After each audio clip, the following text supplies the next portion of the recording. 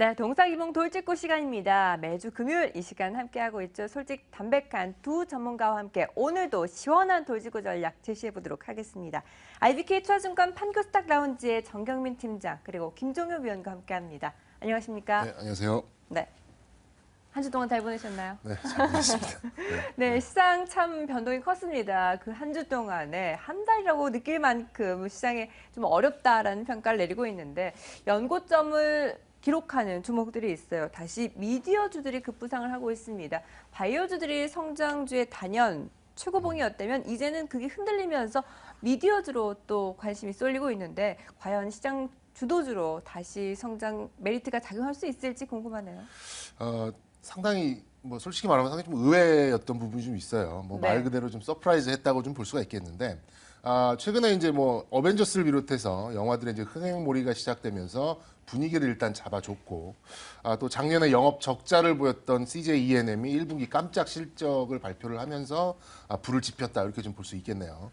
미디어 플렉스 같은 경우에도 1분기 흑자 전환을 좀 기대 봄직하다라고 하면서 연일 신고가를 지금 경신해 나가고 있고 키이스트 같이 엔터와 드라마 제작을 하는 이런 기업들까지 지금 동반 강세를 지금 보이고 있습니다. 기본적으로 우리나라 방송 컨텐츠들이 가성비가 좋다고 좀 볼 수가 있겠는데요. 최근에 중국 방송과 미디어 산업이 커지면서 한국의 컨텐츠들을 상당한 가격에 수입을 해나가고 있고요. 최근에는 작가나 PD들, 이렇게 방송을 제작하는 그런 스태프들을 통째로 이렇게 어떻게 보면 업어간다, 이런 얘기도 있습니다. 예를 들어서 제가 요즘에 꽂혀 있는 드라마가 딱 하나 있는데 소위 말해서 미드라고 하죠. 거기 네. 이제 하우스 오브 카드라는 그런 드라마가 있는데 이게 한 편당 그러니까 한 12, 편 정도 되는데 한 편당 100억이 넘는다 그러더라고요, 제작비가. 그런데 우리나라 그 별그대 같은 경우에는 배우들 개런티 빼면은 한 1억 내외로 제작할 수 있다는 거죠. 그만큼 한국 제작 컨텐츠들의 가성비를 엿볼 수 있는 부분이 아닌가라는 좀 생각이 좀 들고요. 향후 이런 문화 산업이 그 자체로 수익 창출은 물론이거니와 다른 산업으로 파생될 수 있을 가능성이 활짝 열려 있다. 거기에서 아마 성장성을 느끼고 시장에서 환호를 하는 게 아닌가라는 게 느껴집니다. 그리고 현 주가가 근데 싸다 이렇게 보기는 좀 어려울 것 같아요. 네. 비싸게 사서 더 비싸게 판다 이런 이제 조건 컨셉으로 가신다면은 제가 뭐라 그럴 수는 없겠지만 이 큰 변동성에 결코 쉽지만은 않을 것이라는 생각입니다. 그리고 결론적으로 차근차근 실적 개선의 가능성을 봐가면서 충분한 성장의 신뢰가 쌓이는지를 보면서 이제 판단을 하는 게 옳지 않겠나라는 좀 생각이 들고 현재는 직관적으로 드는 생각은 조금 과열 국면이 아닌가라는 좀 생각이 듭니다. 이건 네네. 김 의원께서도 제가 아는 김 의원께서도 저의 의견에 100% 동참하지 않을까 저는 이렇게 생각하는데. 네, 맞아요. 그럴 것 같은데요. 네, 어떻게 그렇습니다. 보시나요? 이제 그 바이오주랑 똑같다고 생각해요. 바이오주가 실적이 좋아서 오른 게 아니잖아요. 이들 종목도 지금 당장 흑자 전환하고 있다고 하는데 흑자 전환의 강도가 그렇게 높은가요? 적자에서 흑자로 돌아섰다라는 건 물론 좋은 얘기고 서프라이즈한 얘기이지만 이들 종목의 수익성이 과연 그렇게 눈에 띄게 좋은 상황은 아니다라고 봐야 될 것 같고요. 또 하나 주목해봐야 될 건 지금 중국 수요 증가에 대한 기대감이 높기 때문에 이들 종목이 가고 있는 건데 제가 보기엔 상승 모멘텀이 기대감이라면 언제든지 기대감이 실망으로 바뀔 경우 주가의 변동성은 커질 수가 있다라는 거죠.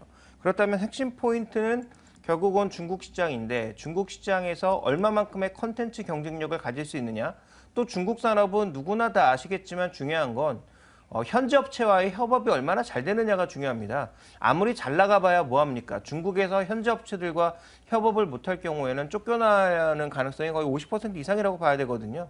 그러니까 이런 부분들을 고려해봤을 때 현재 조금 너무 주가가 원래 성향이 그렇긴 하지만 실제 성과에 비해서 앞서 나가는 부분이 분명히 있다라고 봐야 될 것 같습니다. 네, 중국 현지 업체들과 또 시너지를 얼만큼 낼 수 있을지가 관건이 될 것 같습니다. 어쨌든 기대감만으로 일단 형성된 주가이기 때문에 밸류에 대한 부담을 안고 있는 측면은 벗어날 수 없는 상황인데요. 그 안에서도 신뢰감이 드는 종목이 있죠. 어떤 종목이 있을까요? 오늘 원고를 보니까 네. 김 의원께서는 YG 엔터테인먼트를 가져왔는데 그러네요. 저도 그거를 하고 싶었었는데 네. YG는 상당히 좀 좋아하는 종목입니다. YG 엔터는 이게 너무 이제 엔터 쪽의 비즈니스가 아직 좀 큰 부분을 차지하고 있어서 네. 이게 해도 될까 말까 하다가 이제 최근에 그래도 가장 잘 달리는 말을 제가 지금 가지고 왔습니다. 저는 반대로 제가 원래 CJ ENM을 하고 싶었는데 네. CJ ENM을 최선호주로 선택하셔서 제가 YG를 선택했거든요. 달릴 만한 말, 달리고 있는 말을 선택해 주셨네요. 한번 이유를 들어볼까요? 지금 뭐 첫 번째 이유는 지금 뭐 잘 달리고 있는 말에 태클을 걸고 싶지 않아서가 네. 가장 뭐 첫 번째 이유고요. 일단 모멘텀을 보이는 섹터에서 탑픽은 당연히 그 섹터의 주도주여야만 한다는 생각이기 때문에 지금 CJ ENM을 말씀드렸습니다. 가장 먼저 올랐고 빠질 때도 가장 적게 빠지고 늦게 빠지는 게 이제 주도주의 특징이기 때문에 제가 CJ ENM을 좀 봤고요. CJ ENM은 뭐 키이스트다, 뭐 미디어 플렉스다, 뭐 이런 종목 몇 종목을 빼면은 이렇다 할 실적을 보이는 종목이 거의 없습니다. 사실상 그렇기 때문에 이것들을 뭐 비교한다는 게 좀 무의미하다라는 좀 생각이 들고, 다만 지금 뭐 영업이익 500억, 600억 버는 회사의 시가총액이 지금 2조 6천억 정도 되고 있거든요. CJ ENM 같은 경우에는 이거는 어떤 계기만 나와도 비싸다, 과열이다 이렇게 좀 나올 수 있기 때문에 일단 주도주면서 섹터의 중심 종목이긴 합니다만 좀 뭐 과열이 될 경우에는 조정이 한꺼번에 나올 수도 있다. 이런 부분은 좀 조심할 필요가 있다. 이렇게 함께 좀 전망을 해드리겠습니다. 네, CJ ENM 잘 달리고 있는 말에 올라타자라는 의견 내주셨고요. 그렇다면 또 YG 엔터테인먼트는 어떻게 잘 달릴지 이유를 좀 설명해 주시죠. 저도 뭐 CJ ENM의 의견은 적극적으로 동참하고요. 네. 분명히 비싸다라는 점, 그렇지만 지금 시장을 리드하고 있다라는 점을 주목해볼 필요가 있다라는 점은 동의하고, 리스크 요인에 대해서도 우리가 짚어봐야 될 것 같은데요. 가장 큰 리스크 요인은 중국 정부의 정책입니다. 네. 이게 어떻게 바뀔지 누구도 예상 불가능하거든요. 이미 일부 성을 중심으로 해서는 한류 콘텐츠의 양을 제한하는 그런 정책이 이미 나와 있고요.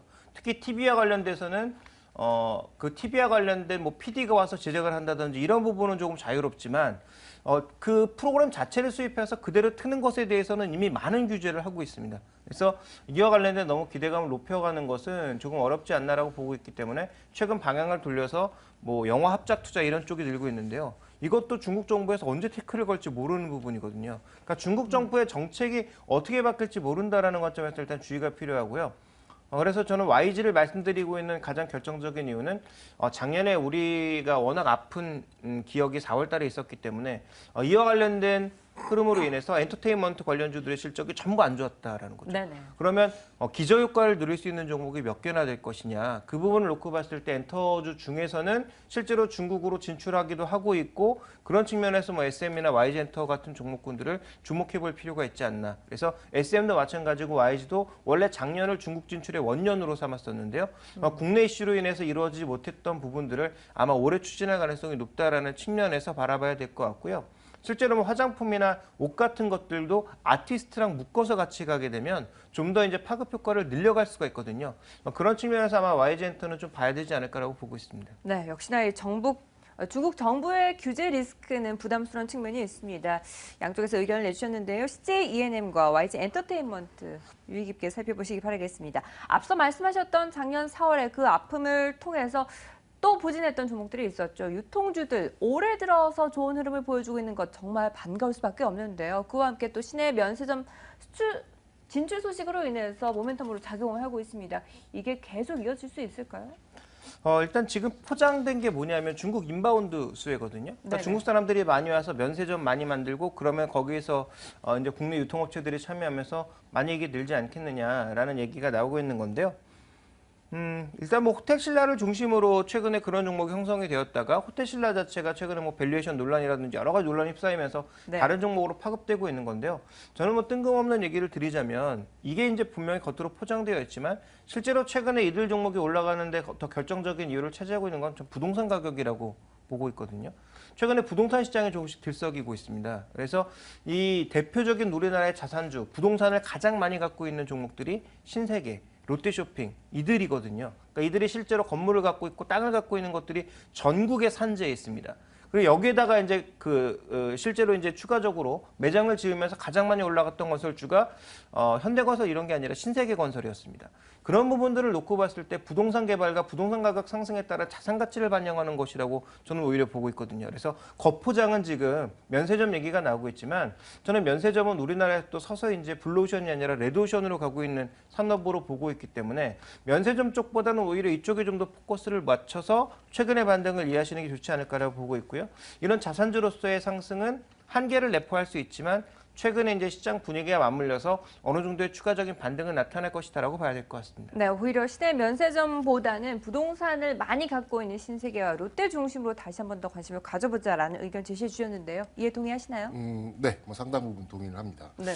유통주 개인적으로 상당히 좀 관심이 많은 종목인데 뭐 이유는 아시다시피 제가 이제 완전 좀 헛다리를 짚었어요. 좀 코스닥보다는 거래소의 비중을 많이 실자 이렇게 말씀을 많이 드렸는데 지금 네. 코스닥이 다시 지금 상승을 하고 있잖아요. 그런데 거래소 대형주 중에서 유일하게 좀 고개가 끄덕여질 만한 만큼 이제 좀 상승을 해주는 게 이제 유통주입니다. 네. 지금 뭐 최근 주가가 적점에서 지금 반등을 하고 있는데 뭐 첫 번째 이유는 뭐 겉으로는 지금 면세점에 대한 기대감, 뭐 그게 이제 첫 번째로 반영이 됐다, 뭐 이렇게 볼 수 있겠고, 두 번째로는 우리 김 의원께서 짚어주신 대로 밸류에이션에 대한 그게 매우 이제 저렴하다, 이게 좀 이유가 된 것 같아요. 동반 강세는 이제 뭐 기저 효과라는 부분이 뭐 바탕에 이제 깔려 있는 거고, 그리고 이제 시내 면세점이라는 촉매제가 더해져서 지금 강한 상승을 보여주고 있는데, 일부 종목은 아직까지도 좀 저평가라는 생각을 좀 가지고 있습니다. 뭐 당장 뭐 신세계나 현대백화점이 지금 선정될 가능성이 높다, 뭐 이렇게 좀 시장에서 얘기가 나오고 있는데, 여기에 대한 것들이 성장성에 대한 퍼즐이 맞춰지면서 지금 뭐 두 종목 PBR 0.8배, 1배 뭐 이 정도 가고 있거든요. 뭐 PER은 뭐 14배, 15배 정도 가고 있는데, 이것이 당장 뭐 호텔 신라 같이 뭐 PBR 5배, 뭐 PER 50배 뭐 이렇게 가지는 않겠습니다만, 점진적인 프리미엄을 받을 수 있는 수준까지는 그런 정당성을 부여받을 수 있지 않을까라는 좀 생각에서 저는 아직까지는 좀 유효하다, 이렇게 좀 생각이 좀 드네요. 네, 아직까지는 저평가 매력이 있다라고 평가를 해주셨습니다. 이 유통주 안에서도 특히나 편의점 관련주들의 흐름이 상당히 좋습니다. 고점을 계속 높여나가고 있는데요. 투자 매력도가 여전히 높나요? 그 편의점은 이제 추가적으로 뭐 출점을 많이 해서 올라간다 이런 개념보다는 라이프 스타일이 바뀌고 있다라는 거죠. 1인 가족이 늘고 그러면서 뭐 간편식의 그 흐름도 늘고 있고요. 이걸 뭐 솔직히 이마트 같은 데 가서 사면 너무 많이 사야 되잖아요, 한 번에. 그래서 뭐 저도 혼자 살다 보니까 이마트 같은 데 가서 뭐 물론 사긴 하는데 좀 부담스러울 때가 있거든요. 그러면 각각 바로 앞에 있는 더 가까운 편의점을 가게 된단 말이죠. 이런 라이프 스타일의 변화가 한 가지가 있을 거고요. 또 한 가지의 변화는 뭐냐면 우리가 이제 가장 중요하게 봐야 될 게 편의점이 이제 다각도의 역할을 하고 있다는 겁니다. 패스트푸드점의 역할도 대체할 수 있고, 그 안에서 간편식을 직접 먹을 수 있는 식당 역할도 하고 있고요. 카페테리아 역할도 하면서 굉장히 다양한 역할들을 하고 있다는 거죠.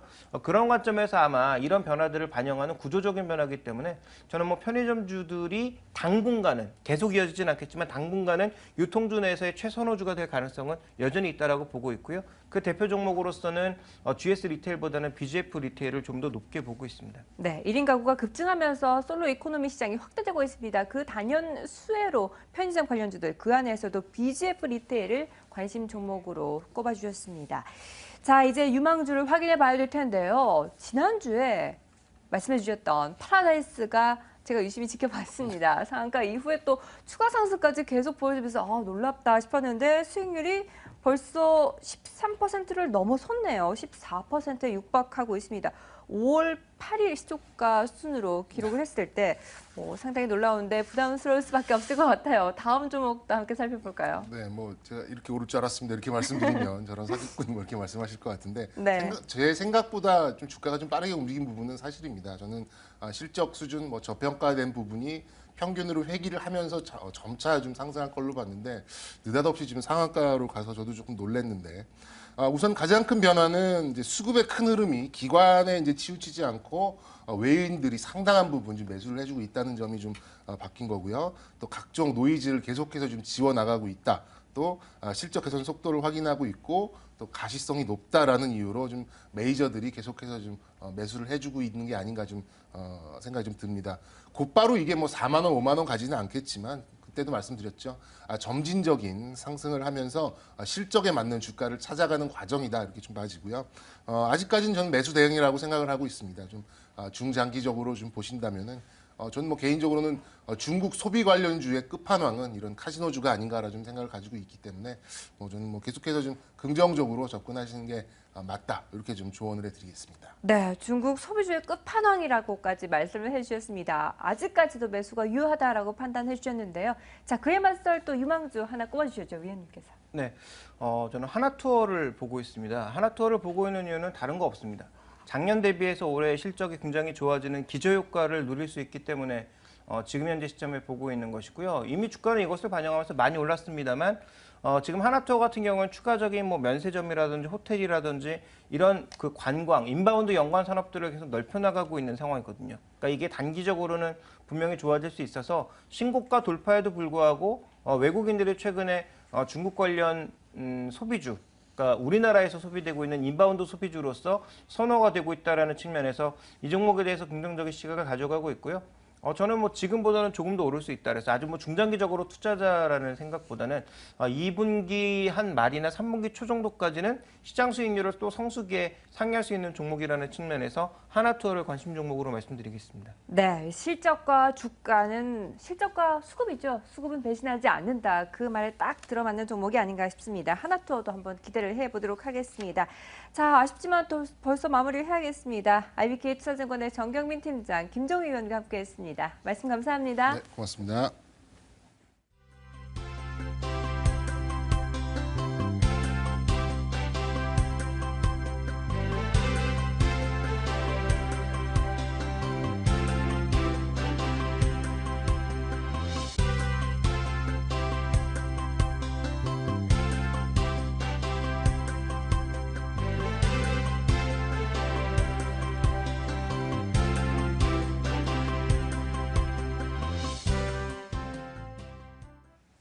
네, 굿모닝 마켓워치 1부 여기서 마무리하도록 하겠습니다. 오늘도 코스피 추가 상승 이어질 것으로 기대됩니다. 2부에서 또 다른 본격적인 전략 세워보도록 하겠습니다. 잠시 후 2부에서 뵙죠.